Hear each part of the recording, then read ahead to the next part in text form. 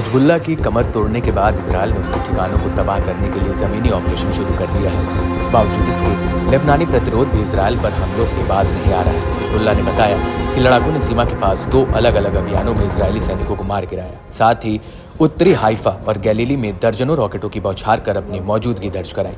समूह ने दावा किया कि हिजबुल्लाह के हमलों से इजरायल को काफ़ी नुकसान पहुंचा है। दुश्मन के कई इलाके भीषण आग की चपेट में आ गए। हिजबुल्लाह ने दावा किया कि लड़ाकों ने अल मलकिया साइट के पास एक इजरायली मरकवा टैंक को मिसाइल से निशाना बनाया, जिससे इजरायली सेना के कई जवान हताहत हो गए। वहीं दूसरे ऑपरेशन में हिजबुल्लाह लड़ाकों ने मारून अल रूस मैदान में इजरायली सैन्य वाहनों और कर्मियों के काफिले पर ताबड़तोड़ हमला किया, जहां इजरायली सेना को मुंह की खानी पड़ी। इजरायली पुलिस ने भी किरित शमोना और निचले गैलीली इलाके में रॉकेट हमलों के बाद बड़े स्तर पर नुकसान की जानकारी दी। इजरायली अखबार हारेत्स ने मेटुला बस्ती के मेयर के हवाले से बताया कि 50 रॉकेटों ने इस इलाके पर हमला किया। इससे काफी तबाही मची। रॉकेट हमलों के बाद गैलीली में कई जगहों पर आग लग गई।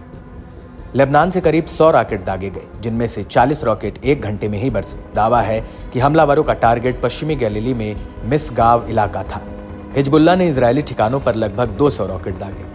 वहीं लेबनान के प्रतिरोध लड़ाकों ने अपनी मिसाइलों का रुख इजरायली पीएम के आवास की ओर भी मोड़ा, जिसके बाद कैसरिया में जोरदार सायरन बजने से हड़कंप मच गया। बताया गया कि आनन फानन में इजरायली पीएम नेतन्याहू को एक सुरक्षित शेल्टर ले जाया गया। इसके अलावा कई मंत्रियों ने अल-कुद्स में एक अंडरग्राउंड फैसिलिटी में शरण ली, जबकि इजरायली रक्षा मंत्री ने तेल अवीव से सुरक्षा मंत्रालय में एक अंडरग्राउंड परिसर में शरण ली। दावा है कि समूह के लड़ाके नई इजरायली बस्तियों को निशाना बनाकर अपने अभियान का दायरा बढ़ा रहे हैं, जिससे नुकसान के स्तर में लगातार इजाफा हो रहा है। बताया जाता है कि हिजबुल्लाह ने उत्तर में इजरायली सैन्य ठिकानों के खिलाफ अपनी मारक क्षमता बढ़ा दी है। इजरायली समाचार वेबसाइट वाल्ला ने भी माना कि हिजबुल्लाह के हमलों के दौरान नेतन्याहू कैसरिया में अपने निवास पर थे। लेबनान से आए जोरदार रॉकेट हमले से मारकाविम, मिसगाव, हनीफा, हाइफा, क्रेओट, अक्का, नहारिया और बेत शियान घाटी जैसी बस्तियों में अलार्म सायरन सुनाई देने लगी। इजरायली मीडिया ने हाइफा और क्रेओट के आसमान में हालत को बेहद चिंताजनक और खतरनाक बताया। माना जा रहा था कि हसन नसरल्लाह के खात्मे के बाद इजरायली सेना का लेबनानी ऑपरेशन सुस्त पड़ सकता है, मगर हुआ इसके एकदम उलट।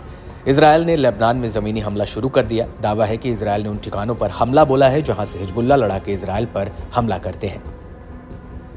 वहीं अमेरिकी अखबार न्यूयॉर्क टाइम्स की माने तो हिजबुल्लाह के लड़ाके हमास के मुकाबले में बेहतर हथियारबंद और ट्रेंड हैं, जिसमें लड़ाई कहीं अधिक कठिन होने की संभावना है। मालूम हो कि बीते दिनों इजरायली सेना ने बताया था कि लेबनान में पहले 1.5 दिन की लड़ाई में उसके 8 सैनिक मारे गए थे, जो गाजा पर युद्ध के दौरान दैनिक हताहतों की तुलना में ज्यादा संख्या है।